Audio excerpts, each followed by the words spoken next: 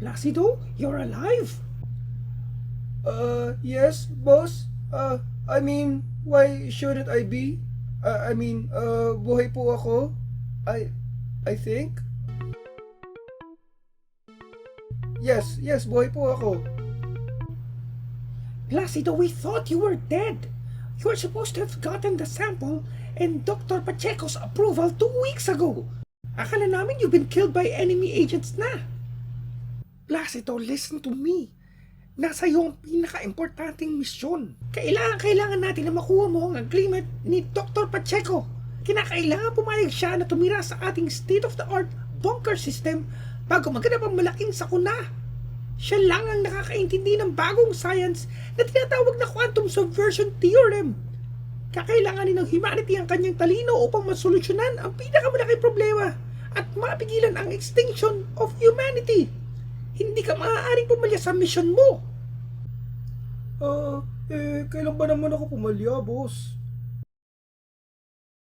Placido, please, you have to understand that if I had any choice, hindi ikaw ang ipapadala ko sa mission na yan. Pero according sa ating research, si Dr. Pacheco ay nagtataglay ng extreme shyness on account of high school bullies na nagtorment sa kanya from childhood until last week. I know it's weird na 75-year-old man siya na sinusundan pa rin ng high school bullies niya. But all geniuses have their eccentricities. In a way, it's kind of heartwarming. Dahil sa pagbuli nila kay Dr. Pacheco, hindi nawala ang bond ng kanilang high school classmates sa isa't isa.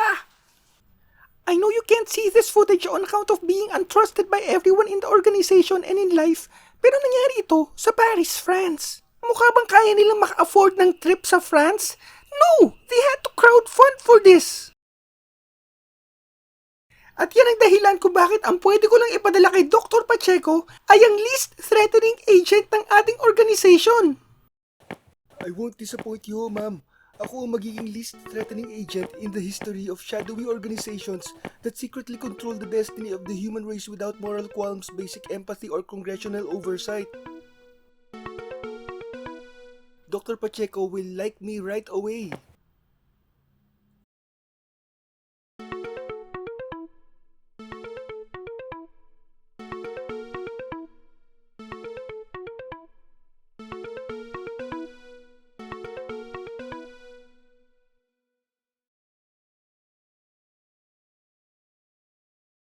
That's so.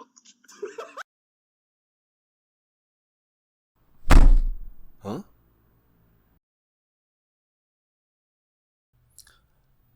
Mabuhay! Ako nga pala si Placido at ako ang naatasan ng gobyerno para dalhin sa inyo ang magandang balita. Kayo'y nanalo ng isang slot para sa secret underground nuclear bunkers ng Pilipinas. Huh? This is the best news ever. Wait, huh? Bunkers? Opo, dahil kung naaalala nyo, 2 years ago, ang Pilipinas ay nagdeklara ng nuclear war laban sa mga bansang miyembro at di-miyembro ng United Nations. Too late na nang naalala ng Kongreso na wala pala tayong nuclear weapons.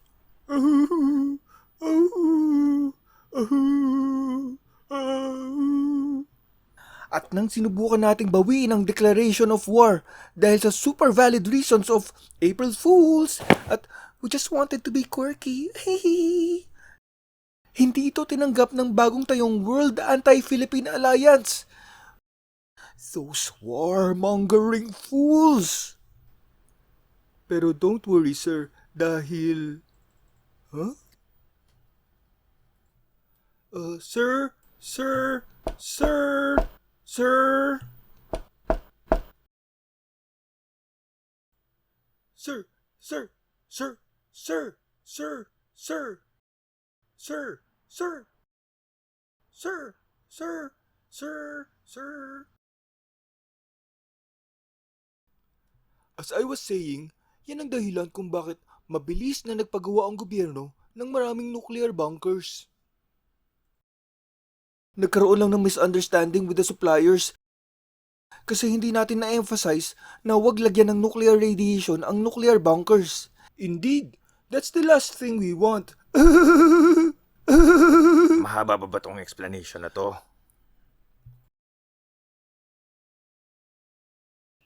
Sir, this is no fucking joking matter. Do you think nagpapagod ako araw-araw sa pagbabalita sa mga tao in person ng tungkol sa life-saving slot nila sa nuclear bunkers ng Pilipinas para lang i-mock nyo?